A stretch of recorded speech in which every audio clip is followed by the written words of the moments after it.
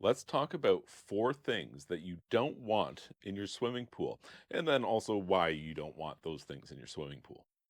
So, the first one is going to be leaves. You don't want leaves floating in your swimming pool. And I guess the first reason why is because eventually they won't be floating in the swimming pool. They'll saturate, they'll waterlog, and they'll sink to the bottom. The problem with this is that now chlorine is going to be actively trying to sanitize and oxidize this organic debris in your swimming pool. Doing so will mean that you'll have a higher amount of chlorine that you're going to have to add to the pool. And doing so will probably have an effect on the alkalinity and the pH, which means now you'll be making more tests and adjustments to the alkalinity and the pH as well because of these leaves that have saturated and are sitting on the floor of your pool.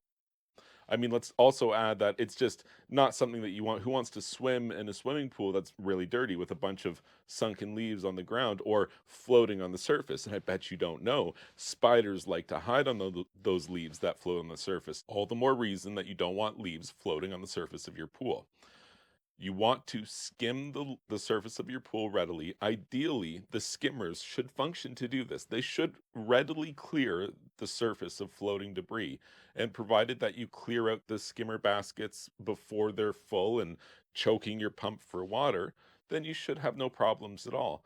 But not every pool is designed with an optimally designed filtration system, skimmer set, appropriately sized pump, a functional filter, and then optimum return placement in the pool. Not every pool has that exact situation. So you could have a lot of times where a pool fails to capture the floating debris effectively. If you're not out there with a net regularly skimming that debris, it will eventually saturate and sink to the bottom, then start to pull on your chlorine demand. You'll be using more chlorine, you'll be making more chlorine adjustments, and you'll just be doing more work than you need to be doing. You want to find the balance between being out there vigilantly standing with a skimmer pole and net waiting for leaves to fall versus being completely negligent to having too many leaves floating in your pool and never doing anything about it. So, other than leaves, what else don't you want in your swimming pool? Well, the second thing would be anything made of metal. If you were to have a toy or something and you were playing with it in the pool and you threw it in and you left it there, because of the chlorine in the water, it's highly likely that that metal object will oxidize or rust. And depending on the type of pool you have, that could potentially leave a stain on the pool surface. Actually, it will probably stain all pool surfaces, but some will stain more readily than others. For example, if you have a white pool plaster, which is a white sand and white cement interior finish on a concrete surface or a concrete swimming pool, I mean, it's white sand and cement. It is a relatively porous product, something like metal sitting on top of that surface and then exposed to a bunch of chlorinated water. It's kind of a recipe for disaster for leaving a rust stain on the surface that you can't wipe away.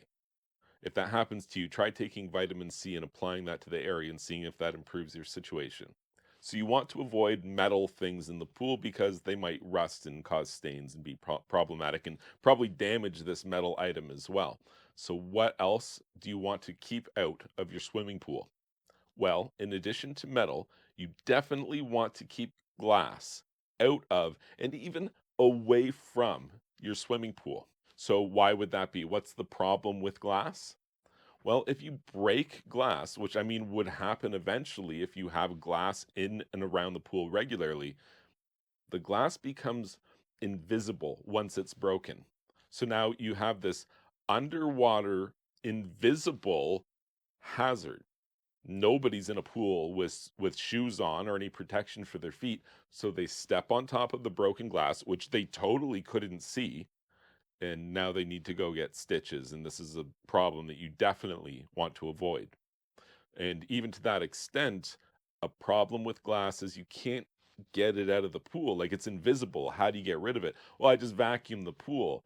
Well, the problem is that the water kind of moves around, and so and even you vacuuming is inducing that water movement such that if you were to see it close up, you'd see that the glass kind of moves around. Any debris you vacuum kind of moves around as you vacuum.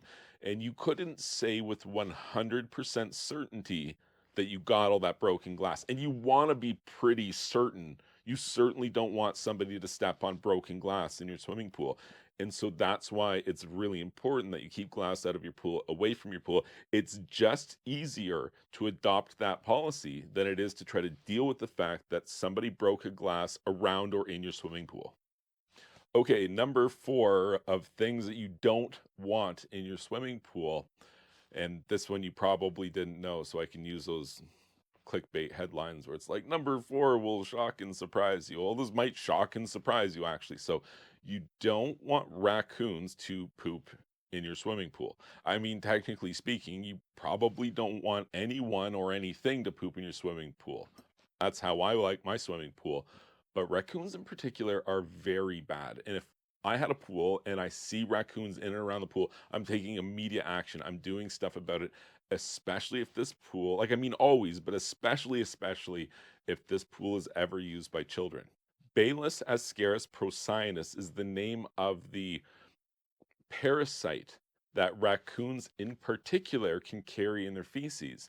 And otherwise known as raccoon roundworm, these particularly nasty things do two things. One, they can cause a neurological disease, especially in children, which can cause permanent brain damage. So it's for sure it's something that, whilst rare, you definitely want to be sure that you're not going to have to deal with this problem.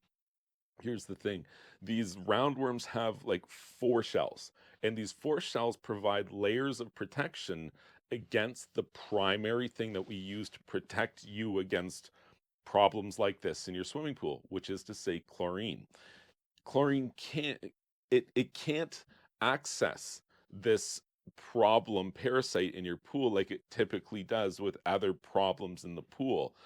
This chlorine resistant parasite needs to be dealt with other ways, physically removing it. Like you could have all sorts of contaminations of your swimming pool, and you're like, oh, how are we going to fix this? Scoop it, pour in a bunch of chlorine. That's pretty much how you deal with all problems in swimming pool water. But raccoons pooping in swimming pools is maybe one of the things I could name that will cause you to have to drain and manually scrub this swimming pool clean. Not all pools are made to be drained, so inherently that's a problem right there. Most people don't want to spend the time and money to drain, clean. It's chlorine resistant, so you have to use high levels of chlorine and manual agitation. And this parasite is very hardy. It can last a long time, live a long time, so it's not good enough to just kind of hose it down with your garden hose and move on.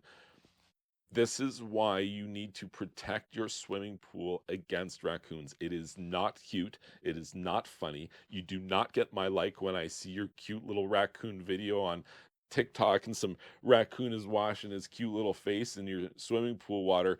But then he comes back in the middle of the night and he takes a big crap in it. And you got a floating raccoon turd, and potentially children could get sick from it. So you have to actually take it pretty seriously, which is why I included on this list of the four things that you should probably keep out of your swimming pool.